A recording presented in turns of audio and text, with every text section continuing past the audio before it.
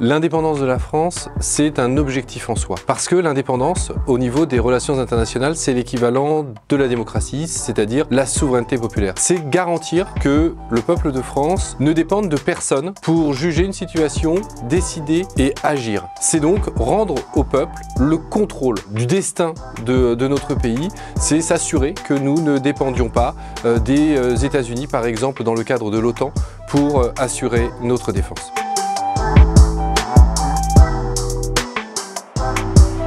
Aujourd'hui, on va dire qu'il y a, disons, deux grandes superpuissances, la Chine, les États-Unis. Le rôle de la France n'est pas de se mettre derrière l'une des deux, face à l'autre, dans un affrontement qui nous est promis et qui serait dévastateur pour la planète. Être membre de l'OTAN, aujourd'hui, cela revient à être dépendant dans la sphère d'influence des États-Unis et donc, d'une certaine manière, d'être dans un camp contre un autre. Ce n'est pas l'objectif de la France, ce n'est pas l'intérêt de la France et nous pourrions trouver de nombreux autres pays qui seraient d'accord pour proposer autre chose, une voie non alignée pour défendre des projets d'intérêt général humain. Voilà en quoi nous pourrions œuvrer au niveau français si nous cessions d'être membres de l'OTAN et d'être dans la sphère d'influence américaine.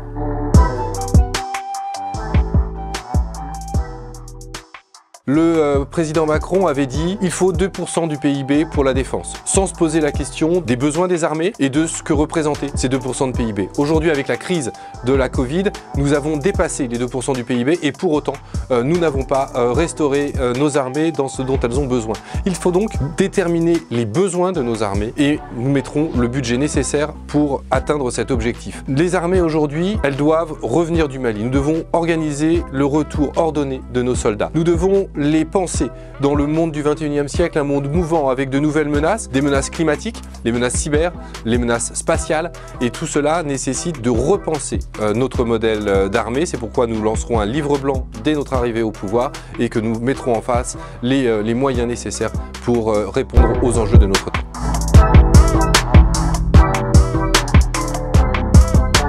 Aujourd'hui, les événements climatiques extrêmes vont se multiplier. Ils pourront advenir sur plusieurs parties du territoire en même temps, qu'il s'agisse de cyclones ou d'ouragans dans les outre-mer, d'incendies en métropole, d'augmentation du niveau de la mer. Et face à cela, face à ces situations extrêmes, nous aurons besoin dans l'urgence de l'armée pour répondre et réagir. Et pour cela, l'armée doit se doter des moyens nécessaires pour le faire. Aujourd'hui, ce n'est pas le cas, donc il faut que nous pensions, que nous modifions notre modèle d'armée pour répondre à cela. L'idée de la conscription citoyenne, qu'elle soit militaire ou civile, permettra également de renforcer nos moyens et de répondre à ces enjeux climatiques. Ces enjeux climatiques, évidemment, on devra y faire face sur le territoire de la République, mais également cela est aussi un moyen de développer des coopérations à l'international. Je pense notamment à des coopérations méditerranéennes pour que l'armée française, la France, puisse apporter son soutien face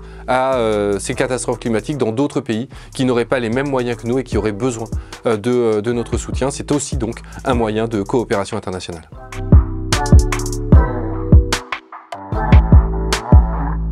La voix de la France est une voix attendue. Trop longtemps, elle s'est tue, soumise aux intérêts américains. De nombreux pays attendent que la France s'exprime pour pouvoir travailler avec nous sur des projets de coopération. Au niveau mondial, les peuples, les pays sont assez rationnels. Ils sont en capacité de s'allier sur des sujets d'intérêt général humain. C'est ce que nous proposerons pour essayer d'en finir avec cette compétition entre nations. Pour cela, il faudra rendre à l'ONU son autorité, rendre à l'ONU sa crédibilité et c'est aussi cela l'indépendantisme français.